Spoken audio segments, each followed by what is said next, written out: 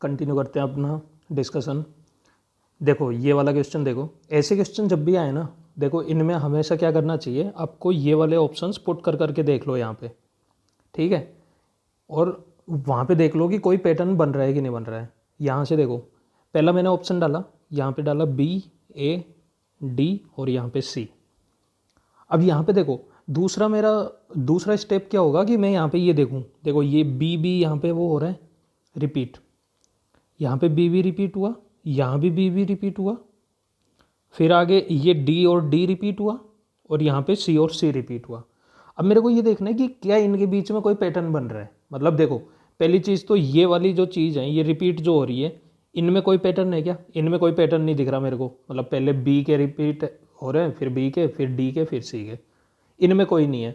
अब इनके बीच के जो बचे हुए हैं इनमें देख लो कोई। ये देखो एक तो ये ए फ्री हो रखा है, पता नहीं क्यों रखा है।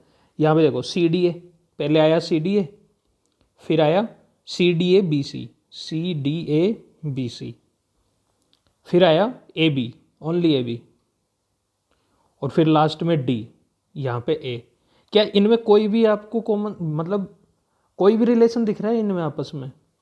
ए के बाद में कैसे सी डी ए आ गया, कैसे सी डी ए बी सी आ गया, कैसे ई बी आ गया? ना तो इनमें नंबर, मतलब कितने इनके बीच में अल्फ़ाबेट्स हैं वो भी कॉमन नहीं है। मतलब यहाँ पे एक है, यहाँ पे 3 है, यहाँ पे 5 है, तो ये वाला नहीं हो सकता। तो आप पहले वाले को काट सकते हो, इसको काट दो। फिर दूसरा वाला देखो, दूसरा वाला कह रहा है बी ए सी डी, बी ए सी और डी। फिर से वही वाली चीज़ देखो, देखो इससे क्वेश्चन सोल्व हो जाते हैं बहुत जल्दी। तो सबसे पहले आप यही चीज़ ट्राई करके देखो। यहाँ पे देखो बी बी, यहाँ भी बी बी, फिर यहाँ पे सी सी और यहाँ पे डी डी, ठीक है। अब इनमें कोई पैटर्न है? बी बी के बाद बी बी है, फिर सी सी है, फिर डी डी है, इनमें कोई पैटर्न नहीं दिख रहा। क्योंकि अगर यहाँ पे ए होता ना तो ये बन जाता कि ए है पहले, फिर बी है, फिर सी है, फिर डी है, लेकिन ये भी नहीं बन रहा। चलो इसको छोड़ भी दें। तो इनके बीच का देखो, इनके बीच का देखो फिर से। यहाँ पे पहले तो ए अकेला छूटा हुआ है, फिर यहाँ पे सी डी ए है, ठीक है, फिर यहाँ पे सी डी ए बी है, फिर यहाँ पे डी ए बी सी है। इनमें कोई भी चीज़ आपको दिख रही है कि यहाँ पे मैंने है ना इसके बाद में सी डी ऐड किया, या फिर यहाँ पे मैंने बी ऐड किया? देखो यहाँ पे सी डी ऐड किया तो ये आया, फिर यहाँ पे बी ऐड किया, फिर यहाँ पे इसको क्या बोलते हैं, इसकी साइक्लिसिटी चेंज कर दी, डी ए बी सी लिख दिया। तो इनके बीच में कोई भी कॉमन चीज़ नहीं है कि जिसको मैं यहाँ भी परफॉर्म कर रहा हूँ तो ये आए, और फिर वही वाली चीज़ आगे कर रहा हूँ वो आए। तो दूसरा वाला भी गलत हो गया क्योंकि मेरे को पैटर्न नहीं दिखा अभी तक, ठीक है। यहाँ भी पैटर्न नहीं दिखा मेरे को। तीसरा वाला देखो ए सी डी, ए सी और डी। यहाँ पे देखो ये ए 2 बार रिपीट हो रहा है, फिर ये देखो यहाँ पे बी और बी रिपीट हो रहा है, यहाँ पे सी और सी रिपीट हो रहा है, यहाँ पे डी और डी। तो मेरे को ये तो पैटर्न दिख गया कि हाँ भाई यहाँ पे ए है, यहाँ पे बी है, यहाँ पे सी है, यहाँ पे डी है। बाकी के टर्म्स देख लो इसमें, बाकी के यहाँ पे हैं B C A D, B C D A, फिर यहाँ पे क्या है C D A B, C D A B, फिर यहाँ पे क्या है D A B C, D A B C. अब यहाँ पे देखो पहले तो ये चार है सब में, ठीक है। और दूसरी चीज़ ये देखो कि बी के बाद सी आ रहा है, फिर डी आ रहा है, फिर ए आ रहा है, मतलब बी फिर सी फिर डी फिर ए, एक साइकिल बन रहा है पूरा का पूरा। अब दूसरे में देखो पहले सी आ रहा है, फिर डी आ रहा है, फिर ए आ रहा है, फिर बी आ रहा है, ये भी पूरा साइकिल बन गया। फिर ये देखो डी ए बी सी, देखो डी ए बी सी, पूरा का पूरा साइकिल बन रहा है। यानी कि ये चीज़ है जो फॉलो कर रही है। अगर मैं इसका अगला टर्म बनाने जाऊँगा ना तो मेरे को ये 4 नंबर मिल जाएंगे, इसी साइक्लिसिटी से निकाल दूंगा, और फिर आगे ए बी सी डी के 2 हो गए, फिर मैं ए फिर से ले आऊँगा। मतलब ये एक पूरा पैटर्न मिल गया ना मेरे को, तो ये वाला सही है। मतलब ये वाला जो पैटर्न है इससे मैं आगे निकाल के ले जाऊंगा, इसको कितना भी लंबा खींच सकता हूँ मैं। समझ में आई आपको कि मैं क्या निकालने की कोशिश कर रहा हूँ? एक पैटर्न ढूंढ रहा हूँ मैं इसमें। आई होप आपको समझ में आया। चलो आगे बढ़ते हैं। ये वाला क्वेश्चन देखो, 2 पर्सन है पी और क्यू, ये एक बिजनेस में घुसते हैं साथ में, enter into a business. P ने लगाए 14,000 रुपये ज़्यादा क्यू से, but P has invested for 8 months and Q has invested for 10 months। ठीक है, देखो यहाँ पे P है, यहाँ पे Q है। क्यू ने कुछ पैसे लगाए, मान लो कि एक्स लगाए, तो पी ने हैं वो इससे ज़्यादा लगाए, कितने, 14,000। इसने इतने लगाए, इसने इतने लगाए, और पी ने लगाए 8 मंथ्स के लिए। क्यू ने कितने के लिए लगाए, क्यू ने लगाए 10 मंथ्स के लिए। ठीक है, अब देखो पी का शेयर 400 रुपये ज़्यादा है क्यू से प्रॉफिट में। अगर प्रॉफिट 2,000 का है ना, मान लो कि प्रॉफिट है 2,000 का, टोटल प्रॉफिट 2,000 का है, तो पी का जो शेयर है वो 400 रुपये ज़्यादा है क्यू से। मान लो कि क्यू का शेयर है वाई, तो इसका है वाई प्लस 400। इतनी बात समझ में आई आपको? अब आगे देखो, what is the capital contributed by P. P का कंट्रीब्यूशन पूछा है, पी का कंट्रीब्यूशन ये है, आपको दिखाई दे रहा होगा, ये वाला कंट्रीब्यूशन ही पी का कंट्रीब्यूशन है। अब देखो कैसे निकालना है इसको। पहले तो यहाँ पे प्रॉफिट में इनका ये देख लो, टोटल 2,000 है, तो अगर मैं दिस प्लस दिस कर दूँ तो ये 2,000 आना चाहिए। तो यहाँ से देखो y plus y 2 y plus 400, ये किसके बराबर है, 2,000 के बराबर। ये 400 को इधर लेके जाओ, माइनस 400 कर दो, तो ये हो गया 1,600 और y हो गया 800। यानी कि यहाँ पे q का प्रॉफिट 800 है और इसका 1200 है। यही बोला था इसने कि इससे ज़्यादा है 400, तो 800 और 1200 में 400 का डिफरेंस हो गया ना। अब देखो, अब सीधी सी चीज़ एक ये है कि इकोनॉमी में आपने ये चीज़ पढ़ी होगी कि प्रॉफिट जो होता है, अगर मैंने कुछ पैसे लगाए हैं तो वो किस पे डिपेंड करेगा, एक तो इन्वेस्टमेंट पे। अगर मैंने ज़्यादा पैसा लगाया है, कोई कंपनी है उसमें मेरा इन्वेस्टमेंट ज़्यादा है, तो प्रॉफिट का शेयर भी मेरे को ज़्यादा मिलेगा। और दूसरा ये डायरेक्टली प्रोपोर्शनल होता है टाइम के, कि मैंने कितने टाइम तक उसमें इन्वेस्ट किए रखा। तो बेसिकली जो प्रॉफिट होता है वो इन्वेस्टमेंट इनटू टाइम होता है। ये बात समझ में आई आपको? तो ये देखो यहाँ पे प्रॉफिट ऑफ पी देखो कितना निकल के आएगा। उसका इन्वेस्टमेंट कितना था, उसका इन्वेस्टमेंट था x प्लस 14,000 इनटू उसने कितने टाइम तक लगाए रखा, 8 मंथ तक। और अब ये देखो दूसरा देखो, प्रॉफिट ऑफ क्यू का देखो, वो कितना है, x इंटू उसने कितने मंथ तक लगा के रखा, 10 मंथ तक। ये दोनों के प्रॉफिट आ गए। अब यहाँ पे ये वाली चीज़ देखो कि प्रॉफिट किसी और भी फैक्टर पे डिपेंडेंट होगा, केवल इन पे तो नहीं होगा। लेकिन वो जो भी डिपेंडेंट है ना, उसको हम क्या मान रहे हैं, कांस्टेंट मान रहे हैं। तो अपन अब क्या करेंगे, अब दोनों का इनका वो ले लो, रेशियो ले लो कि profit of P divided by profit of Q, ये कितना आ जाएगा, x plus 14,000 into 8 divided by x into 8। और ये देखो प्रॉफिट ऑफ पी क्या है, पी का प्रॉफिट 1,200 रुपये था और उसका था 800, ये वाली चीज़ आ जाएगी। इसमें जो भी कांस्टेंट होगा ना के, वो दोनों में सेम आएगा, तो वो दोनों तो कट गया आपस में। अब आगे देखो, इसको कैलकुलेट कर लो फटाक से। कैसे कैलकुलेट करोगे इसको, देखो 2 0 से 2 0 कट गए, ये 3 बार कट गया, ये 2 बार कट गया। अब यहाँ से इस 2 को इधर भेज दो इंटू 2, और इस वाले पूरे को इधर भेज दो, क्या था, x इंटू 10, यानी कि ये 30x है, इज इक्वल टू, यहाँ पे देखो, यहाँ पे इसको ओपन कर दो। अब ओपन कर दोगे तो 16 into x plus 16 into 14,000 is equal to 30x। 30x है, तो इस 16x को इधर ले जाओ, माइनस 16x हो गया, यहाँ पे आ गया 14x। 14x, अब ये 14 से ये कट गया 1000 बार, तो x बराबर आ गया 16,000। x बराबर 16,000। अपन से पूछा क्या था, p का कंट्रीब्यूशन पूछा था, वो कितना होएगा, 16,000 प्लस 14,000, कितना निकल के आया ये, 30,000। इस तरीके से सोल्व करना है आपको। ये जो रेशियो लेना था ये क्रूशियल था इस क्वेश्चन में। अब अगला क्वेश्चन देख लेते हैं। पी की सैलरी जो है वो 20% कम है क्यू की सैलरी से, और क्यू की सैलरी जो है वो 20% कम है आर की सैलरी से। अब देखो इन क्वेश्चंस को सोल्व करने का सीधा सा तरीका मैं बताता हूँ आपको कि यहाँ पे P है, यहाँ पे Q है, यहाँ पे R है। अब यहाँ पे जो अल्टीमेट रेफरेंस हो ना, कि R अल्टीमेट है, P का डिपेंड कर रहा है Q पे और Q का डिपेंड कर रहा है R पे। तो ये जो R है, R का किसी पे भी डिपेंड नहीं कर रहा है। तो R को तुम मान लो कि इसकी सैलरी है 100 रुपये। अब इस 100 रुपये से 20% कम है Q की, तो 100 का 20% 20 रुपये, तो ये हो गई Q की सैलरी। अब Q से 20% कम, Q से 20% कम, अब 80 का 20% कितना होता है, सीधा सीधा निकाल लो, 80 इंटू 20/100, ये 2 जीरो से 2 जीरो कट गए, ये 16, यानी कि -16।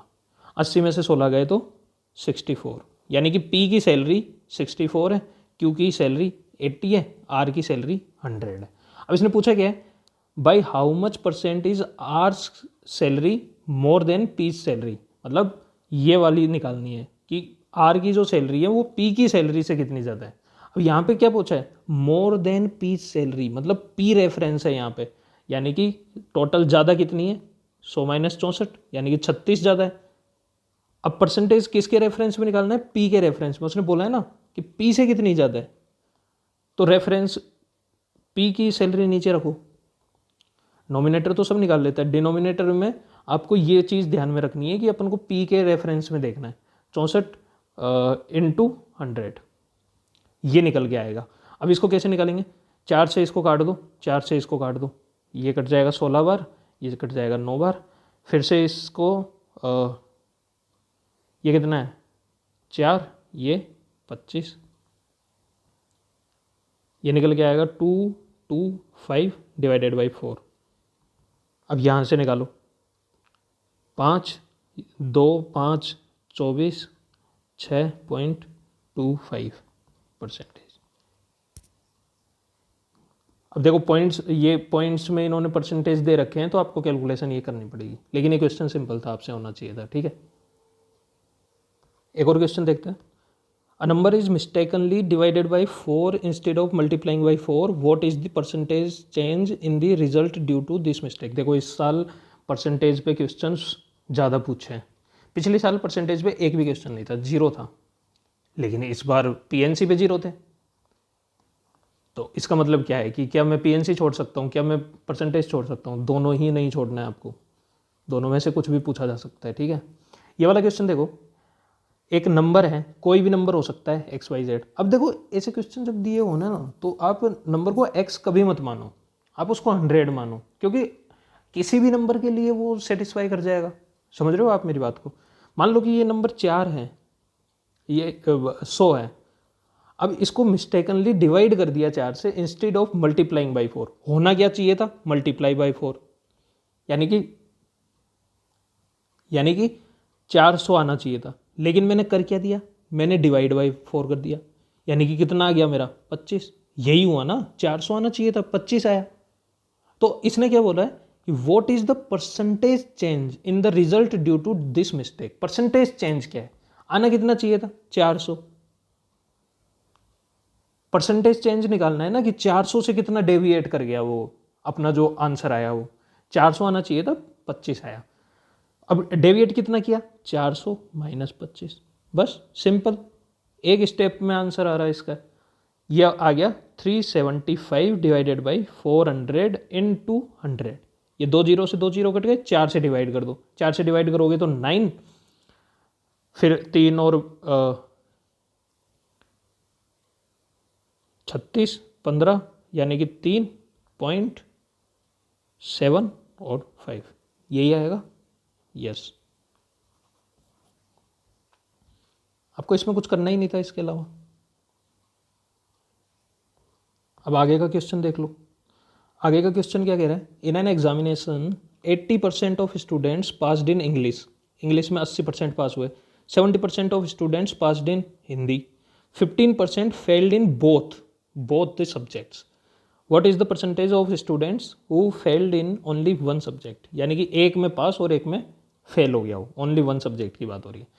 तो देखो ये पूरी क्लासरूम है, मान लो इसमें टोटल कितने, टोटल है इसमें 100% बच्चे होंगे ना क्लास के अंदर, इसमें से कुछ लोग इंग्लिश में पास हुए, ठीक है, और कुछ लोग इसमें हिंदी में पास हुए। हिंदी में पास होने वाले कितने? हिंदी में पास होने वाले हैं 70%। ये जो वाइट कलर का जो सर्कल दिख रहा है ना, इसके अंदर सारे के सारे हिंदी वाले हैं। इंग्लिश वाले सारे के सारे इस रेड में, और ये कितने? ये 80% है। ठीक है, आपको ये बात समझ में आई? ये रेड के अंदर। अब इन दोनों का जो कॉमन एरिया है, ये वाला कॉमन एरिया है, यहाँ पे मैं मान लेता हूँ कि एक्स है, जो कि हिंदी में भी पास हुए और इंग्लिश में भी पास हुए। और इसने बोला है कि 15% दोनों में ही फेल हो गए, यानी कि यहाँ पे 15% है। इन दोनों सर्कल्स के अंदर जो चीज़ नहीं है ना, वो है 15%। यानी कि ये जो बाहर की चीज़ है ना, ये पूरी जो इन दोनों सर्कल के अंदर नहीं आ रही है, ये वाली, ये है 15%। समझ गए मैंने कैसे ये डायग्राम बनाया? अब देखो, अब उसने पूछा है कि ओनली वन सब्जेक्ट में फेल होना चाहिए वो बंदा।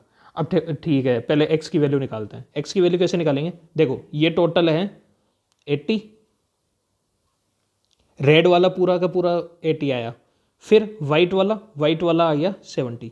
लेकिन देखो, ये वाला जो पार्ट है, ये वाला, ये इसमें रेड में भी था और वाइट में भी था, तो ये 2 बार काउंट हो गया है। समझ में ही आपको मेरी बात? तो डबल काउंटिंग ना हो उसके लिए मैंने एक बार इसको माइनस कर दिया। समझ रहे हो? दिस प्लस, अब फेल वालों को गिन लो। फेल वाले कितने? 15। ये पूरा का पूरा बराबर किसके? 100 के बराबर है। टोटल तो 100% है ना।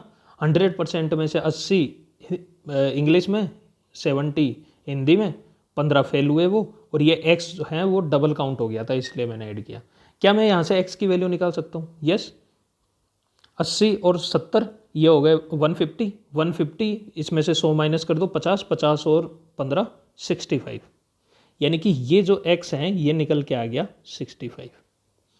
अब मेरी बात सुनना आप, कि ये वाला ठीक है, कि ये वाला निकल के आ गया 65। अब मेरे को निकालना है कि ओनली वन सब्जेक्ट में फेल हुआ हो। यानी कि देखो, हिंदी में सारे के सारे लोग फेल हुए, लेकिन मैं अगर ये वाले बच्चे निकाल लूँ, ये वाले आप देखना मेरे मार्किंग को, ये वाले बच्चे निकाल लूँ, तो ये इंग्लिश के तो अंदर है, यानी कि इंग्लिश में तो ये पास हुए, लेकिन ये हिंदी के बाहर है, हिंदी के अंदर नहीं है ना, ये वाइट वाले के अंदर नहीं है। तो ये वो वाले हैं जो इंग्लिश में तो पास है और हिंदी में फेल है। समझ में आई आपको मेरी बात? और ये वाले वाइट से जो मार्क करूंगा, ये वाले, ये हिंदी के तो अंदर है लेकिन इंग्लिश के बाहर है, यानी कि ये हिंदी में तो पास है, इंग्लिश में फेल है। अब अपन को निकालना है क्या है कि ये वाली चीज़ निकालनी है, what is the percentage of students who failed in only one subject. एक सब्जेक्ट में फेल हुआ हो और दूसरी में पास हो गया हो। दूसरी में पास होएगा तभी तो एक में ही फेल हुआ है ना वो। अगर दोनों में फेल हो गया तो वो बोथ वाला केस आ जाएगा। तो यहाँ पे देखो, ये जो रेड वाले हैं ये कितने हो जाएंगे? ये टोटल 80 था, उसमें से ये 65 जो आया था ना इसका, ये 65, ये माइनस कर दो। ये वाले आ गए केवल वो वाले बच्चे जो इंग्लिश में पास है लेकिन हिंदी में फेल है। ये कितने आए? 15। यहाँ से निकालो, वाइट वाले निकालो, ये टोटल कितने थे? 70। 70 में से 65 घटा दो, यानी कि केवल 5 बच्चे यहाँ, 5% बच्चे यहाँ पे बचे। ये 5 और ये 15 दोनों को जोड़ दो, ये जो 20 हैं, ये 20 स्टूडेंट ये किसी एक सब्जेक्ट में पास है। देखो 65 तो वो हो गए जो दोनों के दोनों में पास है, और ये वाले जो हैं 20 वो हो गए कि जो एक सब्जेक्ट में पास है और एक में फेल है। वही चाहिए था अपन को। तो इसका आंसर क्या निकल के आ जाएगा? 20%। समझ में आई आपको मेरी बात? तो इसमें कुछ भी नहीं था, ये क्वेश्चन भी आपसे होना चाहिए था, सिंपल क्वेश्चन था। ये वाला क्वेश्चन देखो, father said to his son n years back I was as old as you are now. ठीक है, ये फादर है और यहाँ पे है सन, दोनों के बीच में बातें हो रही है। आज के दिन, टुडे की बात कर लेते हैं ये, और यहाँ पे बात कर लेते हैं एन ईयर्स बिफोर। ठीक है, n years back minus n years लिख लेता हूँ। अब इसने क्या बोला कि n years back I was as old as you are now. मान लो कि सन अभी एक्स का है, तो एन साल पहले ये फादर जो हैं वो एक्स के थे। समझ में आई आपको मेरी बात? दूसरा वो बोल रहा है कि my present age is 4 times your age n years back. इसकी एन साल पहले सन की एज कितनी होगी x माइनस एन, इसकी 4 टाइम्स है। अभी मेरी जो करंट एज है ना वो 4 टाइम्स है इसकी, ठीक है। If the sum of the present age of the father and the son is 130 years, what is the difference of their age, यानी कि this plus this is equal to 130, ये 130 है। चलो अलग से लिख लेता हूँ कि 4 into x minus n plus x is equal to 130। तो उसने पूछा क्या है, डिफरेंस पूछा है दोनों के बीच में, मतलब इसमें से ये माइनस कर दो, ये वाली चीज़ उसने पूछी है। अब देखो मेरी बात सुनो, अब यहाँ से एक तो ये वाली इक्वेशन अपन को मिल गई, ठीक है। दूसरी इक्वेशन देखो, दूसरी इक्वेशन ये जो x है ये कैसे मिला होगा, ये फादर की जो एज है उसमें से अगर मैं n घटा दूँ, माइनस n कर दूँ, तो क्या मेरे को x मिल जाएगा, यस। यानी कि 4x minus n is equal to x, समझ में आया। अब यहाँ से इसको सिंप्लीफाई कर लो, 4x minus 4n minus n बराबर x, यानी कि यहाँ से निकल के आ गया ये 3x कर दो इसको सीधा, 3x बराबर 5n, ये वाली चीज़ निकल के आ गई है एक तो। और यहाँ से देखो, यहाँ से क्या निकल के आएगा, यहाँ से 4x minus 4n plus x is equal to 130, यानी कि यहाँ से निकल के आ गया 5x minus 4n is equal to 130। यहाँ से x की वैल्यू निकालो, x की वैल्यू निकल के आ रही है 5n/3, इसको यहाँ पे पुट कर दो, यहाँ पे पुट करोगे तो क्या आ जाएगा 5 इंटू 5n/3 माइनस 4n बराबर 130, यानी कि यहाँ से क्या निकल के आ गया, ये यहाँ से निकल के आ गया 25n डिवाइडेड बाई 3 कॉमन ले लो तो 12n इज इक्वल टू 130, यानी कि n यहाँ से कितना निकल के आ जाएगा, ये 13n is equal to 130 into 3, 13 से ये कट गया 10 बार, तो n बराबर निकल के आ गया 30, ठीक है। n 30 निकल के आ गया तो x कितना निकल के आ जाएगा, x निकल के आ जाएगा 50, ठीक है। तो अब यहाँ से एज निकाल लो दोनों की, x कितना है, x कितना है 50, ये 50 है, और n कितना है 30, तो 30 से यहाँ पे निकाल लो, फादर की एज निकाल लो जल्दी से, फादर की आ जाएगी 4 इंटू एक्स की वैल्यू 50 माइनस n यानी कि 30, यानी कि 4 इंटू 20 यानी कि 80। अब फादर की आ गई 80 और इसकी आ गई 50, तो दोनों का क्या पूछा है, what is the difference, difference पूछा है। 50 में ये 80 में से 50 गए तो 30 इज़ द करेक्ट आंसर। इसमें कुछ नहीं पूछा है यूपीएससी ने, जस्ट आपकी ये कैलकुलेशन स्पीड चेक करना चाह रहा था। ये क्वेश्चन आपसे होना चाहिए था, ज़्यादा टाइम नहीं लगता इसको, खुद से करते आप 2 मिनट में कर देते इसको। ये वाला क्वेश्चन देखिए, ये वाला क्वेश्चन बेसिकली अगर आपको पता था तो आप कर पाते, नहीं तो नहीं कर पाते। इसमें एक कन्वर्जन, आप देखो यहाँ पे लीटर मीटर क्यूब, यानी कि ये वॉल्यूम वाले यूनिट्स को कन्वर्ट कर रहा है। तो इसके लिए मैंने एक यहाँ पे टेबल दी है, लेकिन हाँ आप स्क्रीनशॉट ले सकते हो इसका और देख सकते हो। अब यहाँ पे देखो, यहाँ पे एक मीटर स्क्वायर की बात हो रही है, मीटर क्यूब की बात हो रही है, यानी कि ये वॉल्यूम वाला है और ये वॉल्यूम वाला देखो, एक यहाँ पे देखो एक मीटर क्यूब, ये मीटर क्यूब है और एक मीटर क्यूब, इसमें कितने लीटर्स हैं टोटल, इसमें लीटर्स हैं 1000, तो पहला वाला सही है, ठीक है। अब ये वाला क्वेश्चन है ना, पहला और दूसरा तो सही है, लेकिन ये तीसरा वाला बहुत लोगों को नहीं पता होता, या फिर शायद पता होता है, वो एग्रीकल्चर में पढ़ लेते हैं कहीं पे। अब ये दूसरा वाला देखो, मेट्रिक टन और केजी, यानी कि यहाँ पे क्या क्या अपन वो कर रहे हैं कन्वर्ट, यहाँ पे अपन कर रहे हैं मास कन्वर्ट, मास में मिलेगा ये, यहाँ पे देखो 1 मेट्रिक टन, ये मेट्रिक टन, मेट्रिक टन में ये 1, अब 1 में कितना केजी है, ये केजी यहाँ पे है 1000 किलोग्राम, तो ये वाला भी सही है। और तीसरा देखो 1 हेक्टेयर में मीटर स्क्वायर कितने होते हैं। अब एरिया में जब अपन नॉर्मली पढ़ते हैं ना, तो ये स्क्वायर, ये मीटर स्क्वायर पढ़ते हैं, इंच स्क्वायर पढ़ते हैं, फीट देखते हैं, यार्ड देखते हैं। अब इसमें क्या होता है हेक्टेयर में, अगर आपका एक स्क्वायर है 100 बाई 100 का, तो ये 1 हेक्टर के बराबर होता है, यानी कि ये कितना हो गया 100 इंटू 100 यानी कि 10,000 मीटर स्क्वायर। ये मीटर है यहाँ पे, ये एक हेक्टर के बराबर होता है। तो ये वाली चीज़ भी सही है, मीटर स्क्वायर आ गया ना यहाँ पे, ये वाली चीज़। तो ये तो अगर आपको पता था तो आप कर पाते, नहीं तो ये तो छोड़ने वाला क्वेश्चन था। चलिए नेक्स्ट क्वेश्चन देखते हैं। ये वाला क्वेश्चन देखिए, let x be 2 digit number and y be another 2 digit number formed by interchanging the digit of x। ये वाले क्वेश्चंस बहुत ज़्यादा आते हैं कि 2 डिजिट नंबर है, उन दोनों को एक्सचेंज कर दिया आपस में, फिर या तो उसका डिफरेंस पूछ लेंगे या फिर उनका सम पूछ लेंगे। ये क्वेश्चंस PYQ में बहुत ज़्यादा हैं। तो ये वाला जब मैं 2023 के पेपर से डिस्कस कर रहा था तब भी ये डिस्कस किया था। और अब देखो यहाँ पे 2 डिजिट नंबर है, मान लो कि कोई AB, ये हैं 2 डिजिट नंबर, इसको मैं लिख सकता हूँ 10A प्लस B। किसी को डाउट? अब इसको इंटरचेंज कर रहा हूँ मैं, यानी कि मैं लिख रहा हूँ BA, यानी कि यहाँ पे आ गया 10B प्लस A। ठीक है, अब यहाँ पे देखो इसने किया क्या है कि x plus y is the greatest 2 digit number.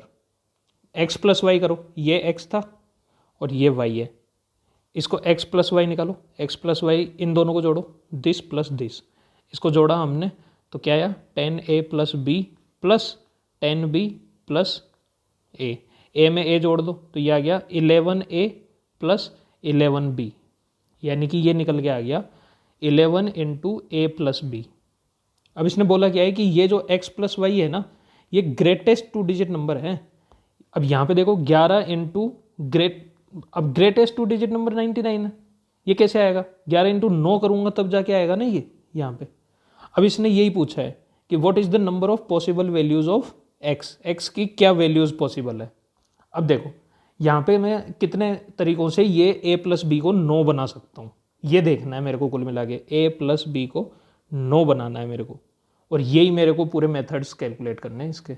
देखो कैसे बना सकता हूँ, यहाँ पे मैं 8 करूँ और यहाँ पे 1 करूँ। अब कोई कहेगा कि ये 9 और 0 क्यों नहीं ले रहे? भाई 9 और 0 ले लोगे ना तो दूसरा 0 और 9 बन जाएगा, ये 2 डिजिट नंबर थोड़ी है। इसने क्या बोला है कि इसको क्या बोलते हैं, formed by interchanging the digit, मतलब दूसरा 2 डिजिट नंबर मिल रहा है। ये 2 डिजिट थोड़ी है 0 9, ये तो 9 है, 1 डिजिट है, तो इसलिए 0 नहीं लूँगा। 8 1 हो गया एक, तो एक हो गया 7 2, एक हो गया 6 3, एक हो गया 5 और 4। अब 4 पे जाऊँगा तो फिर से 5 आ जाएगा, तो वो वाली चीज़ रिपीट हो जाएगी। अब देखो यहाँ पे 8 और 1 लिया है, अब ये एक ही जगह में 8 ना लेके मैं 1 8 ले लूँ दोनों को, मतलब a को इस बार मैंने 1 ले लिया और इसको 8 ले लिया। यहाँ पे 2 और 7 ले लूँ, या फिर 3 और 6 ले लूँ, या फिर 4 और 5 और ले लूँ। समझ रहे हो आप मेरी बात को? यानी कि मैं 81 प्लस 1 8 करूँगा तब भी 9 9 आएगा, यहाँ पे 7 2 प्लस 2 7 करूँगा तब भी 9 9 आएगा। तो ये टोटल वैल्यूज ही तो दे रहा है। तो ये देखो कितने केसेस हो गए, 1 2 3 4 5 6 7 8, 8 नंबर ऐसे हैं। कौन कौन से? 81 72 63 54, और फिर ये 18 27 36 और 45। ठीक है, अब ये x की वैल्यू कुछ भी हो सकती है इनमें से, मतलब 8 टोटल वैल्यूज़ हैं ऐसी जिनमें ये सही बैठ जाएगा अपना। तो इसका आंसर क्या हो जाएगा? 8। ठीक है, चलो ये वाला यहीं तक रखते हैं, अगले वाले क्वेश्चंस अगले पार्ट में कवर करेंगे। Thank you so much.